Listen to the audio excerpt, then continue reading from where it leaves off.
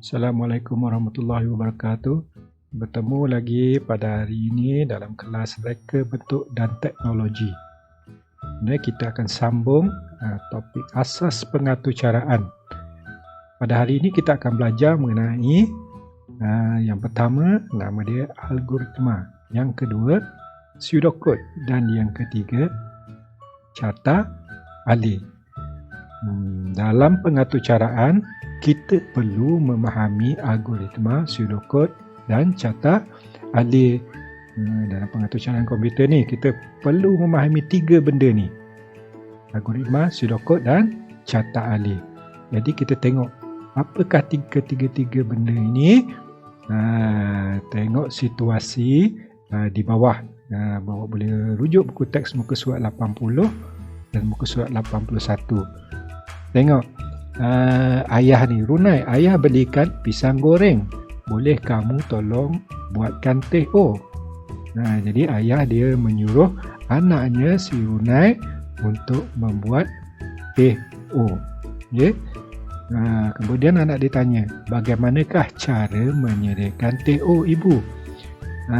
Mari, ibu dia pun cakap, mari ibu tunjukkan cara membuat teh O. Jadi bagaimana nak buat teh O ni?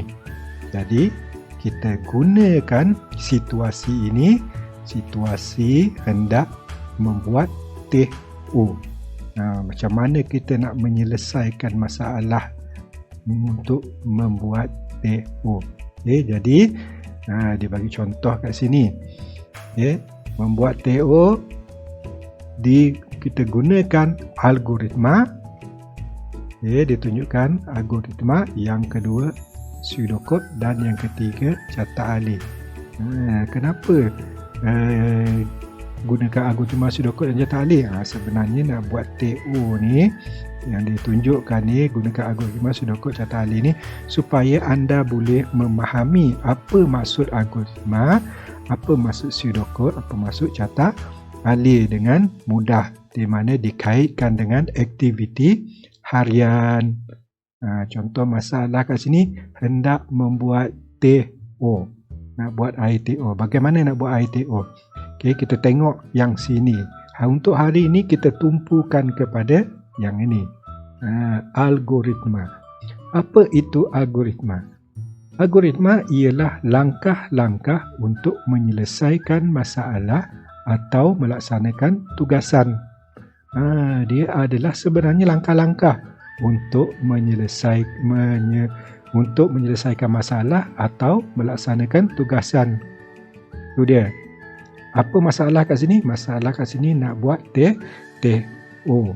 Nak buat teh O masalah dia. Jadi bila gunakan algoritma dia menunjukkan langkah-langkah menyelesaikan masalah. Itu langkah-langkah untuk buat air teh O. Contohnya yang ini. Mula-mula masukkan air. Ini langkah satu. Mula-mula masukkan air ke dalam cerek elektrik dan panaskan air sehingga mendidih. Kemudian langkah 2. Kemudian tuangkan air panas ke dalam teko. Langkah 3. Masukkan seuncang teh ke dalam teko, rendamkan dan biarkan seketika sehingga air bertukar warna perang kekuningan. Kemudian langkah yang keempat, keluarkan uncang teh dan masukkan gula, kacau gula sehingga larut. Langkah yang kelima, tuangkan teh O ke dalam cawan dan hidangkan. Inilah nama dia algoritma. Apa algoritma tadi? Ialah langkah-langkah untuk menyelesaikan masalah. Kita tengok algoritma sahaja hari ini. Untuk pseudocode dan carta alih kemudian. Baik, contoh yang seterusnya. Ini dia maksud algoritma. Algoritma ialah satu urutan langkah-langkah untuk menyelesaikan suatu masalah atau melaksanakan suatu tugasan. Saya ulang balik maksud algoritma ni. Tadi saya dah ceritakan bagaimana langkah-langkah menyelesaikan masalah tadi. Menyelesaikan masalah apa tadi? Untuk menyediakan air teh O. Itu dia langkah-langkah dia. Maksudnya dia langkah-langkah itu mestilah dinyatakan dalam bentuk pernyataan ni, dalam bentuk pernyataan ataupun dalam bentuk ayat. Macam buat ITO ada, mula-mula sediakan apa, disebut dalam bentuk ayat dan mudah difahami. Maksudnya kalau yang tadi tu, kalau nak buat TO tadi, kita baca saja langkah-langkah dia, kita boleh faham. Dia mesti boleh ayat dalam bentuk ayat dan mestilah boleh difahami. Kita baca je, kita faham. Baca je, kita faham dan kita dapat selesaikan masalah. Seterusnya, saya bagi contoh. Pernyataan masalah 1. Contoh, ada satu masalah ni, kita nak selesaikan dia gunakan algoritma. Anda mahu menghidupkan televisyen di rumah. Semua di rumah ada televisyen untuk menonton cerita kegemaran anda. Anda suka menonton, anda ada cerita kegemaran. Apakah langkah-langkah perlu dilakukan? Bagaimana kita nak menghidupkan televisyen? Ini bagaimana kita nak menghidupkan televisyen? Untuk buat apa? Nak menonton cerita kegemaran. Masalah dia nak macam mana nak hidupkan televisyen, menonton cerita kegemaran. Jadi awak pun tahu bagaimana langkah-langkah nak menghidupkan televisyen. Contohnya yang saya senaraikan kat sini. Langkah yang pertama kita buat apa? Langkah pertama kita memasang palam soket televisyen pada sumber elektrik. Pasang je soket, palam soket tu pada sumber elektrik. Kalau tak ada sumber elektrik nanti tak boleh pula menyala televisyen tersebut. Langkah yang kedua, kita buat apa? Langkah yang kedua, menekan butang untuk hidupkan televisyen. Tekan butang on, hidupkan televisyen. Kemudian langkah yang ketiga, mengambil alat kawalan. Alat kawalan jauh, remote. Kemudian langkah yang kelima, langkah yang keempat, kita memilihlah rangkaian televisyen kegemaran. Itu je. Ada berapa langkah? 4 langkah untuk menyelesaikan masalah ini. Masalah dia apa? Nak menghidupkan televisyen untuk menonton cerita kegemaran. Jadi apa yang akan berlaku sekiranya anda tidak laksanakan langkah 2? Contohnya anda tidak laksanakan yang ini, menekan butang untuk menghidupkan televisyen. Boleh tak televisyen tu dihidupkan? Sudah semestinya televisyen tu tidak boleh dihidupkan. Jadi dia tidak lengkap. Langkah itu dia mesti berurutan. 1 buat apa, 2 buat apa, 3 buat apa, 4 buat apa, selesai masalah. Kalau langkah yang kedua kita skip, maksudnya kita tak dapat menyelesaikan masalah tersebut. Masalah dia apa dia? Nak hidupkan televisyen, menonton cerita kegemaran. Jadi daripada langkah-langkah ni, bagaimana pula kita nak bina algoritma? Bagaimana kita nak membina algoritma daripada langkah-langkah di atas? Senang sahaja. Cara membina algoritma, mari saya tunjukkan. Itu dia. Tutup perkataan langkah-langkah tu. Jadi inilah dia algoritma. Algoritma apa dia? Menghidupkan televisyen dan menonton cerita kegemaran.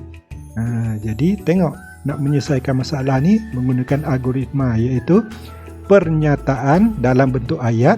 Ini algoritma pernyataan dalam bentuk ayat, dan mudah difahami. Jadi kita baca je, kita boleh faham. Inilah dia, nama dia algoritma. Yang langkah-langkah ni tak perlu tulis. Inilah dia algoritma. Kita tengok pula, ini contoh yang kedua, pernyataan masalah kedua. Anda hendak menggoreng sebiji telur ayam untuk dijadikan sarapan pagi. Goreng telur ayam untuk jadikan sarapan pagi. Apa masalah dia? Masalah dia nak goreng sebiji telur ayam dijadikan sarapan pagi. Apa langkah-langkah menggoreng telur ayam? Kita tengok, langkah yang pertama kita buat apa? Sediakan kuali, minyak masak dan telur. Jadi awak dah dapat gambarkan dalam minda awak bagaimana nak menggoreng telur ayam. Siapa yang pernah menggoreng telur ayam? Mungkin awak pernah tengok ibu awak menggoreng telur ayam. Sediakan kuali, minyak masak dan telur. Langkah yang kedua, letakkan kuali di atas dapur. Kemudian langkah yang ketiga, hidupkan api, nyalakan api, okey, nyalakan dapur tersebut. Langkah yang keempat, masukkan sedikit minyak masak ke dalam kuali. Langkah yang kelima, tunggu minyak menjadi panas. Lepas tu buat apa awak rasa? Ya, sudah semestinya. Pecahkan telur dan masukkan ke dalam kuali. Yang ini adalah langkah-langkah untuk menggoreng sebiji telur ayam. Jadi, bagaimanakah? Ada satu lagi langkah. Langkah yang ketujuh, angkat telur yang telah dimasak. Mestilah kena angkat, kalau tak hangus nanti. Jadi, apa yang akan berlaku jika langkah 3 tidak dilakukan? Tengok kat sini. Langkah 3, hidupkan api. Kita padam, kita tak lakukan langkah 3 ni. Apa yang akan berlaku kalau kita tak buat ni? Jadi sudah semestinya masalah ni tak dapat diselesaikan. Iaitu masalah dia apa? Nak menggoreng telur ayam, api tak hidupkan. Jadi minyak pun tak panas, telur pun tak masak. Sebab itulah dalam algoritma dia adalah pernyataan dalam bentuk ayat dan mudah difahami. Pernyataan dalam bentuk ayat untuk menyelesaikan sesuatu masalah dan mudah difahami. Macam ni mudah difahami.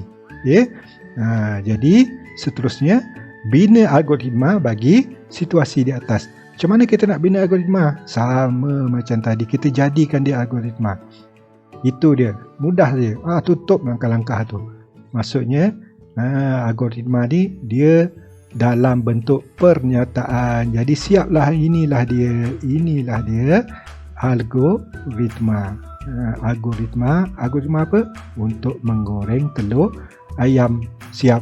Jadi yang sini kita tak perlu tulis, langkah-langkah ni tak perlu tulis.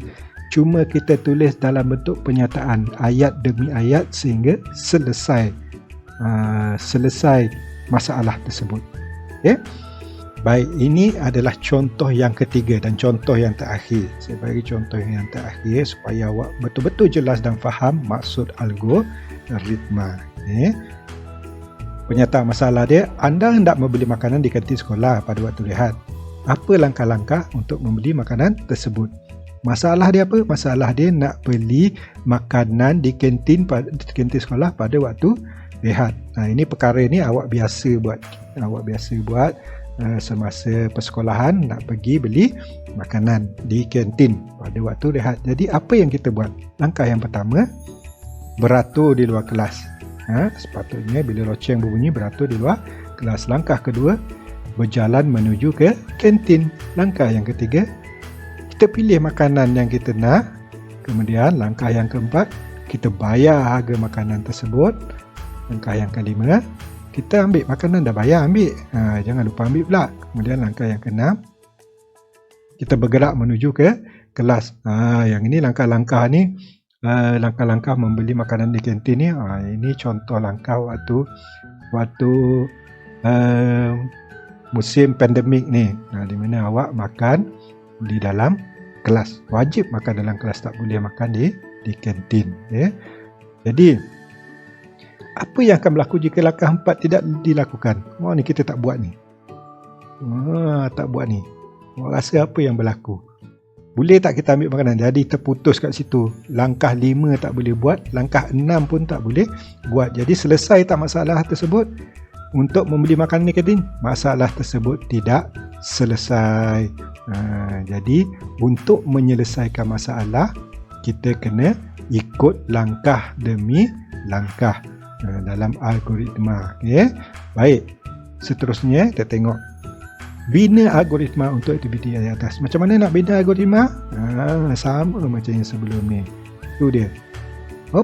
Tutup perkataan tersebut. Jadi jadilah algoritma. Apa maksud algoritma tadi? Iaitu satu pernyataan dalam bentuk ayat.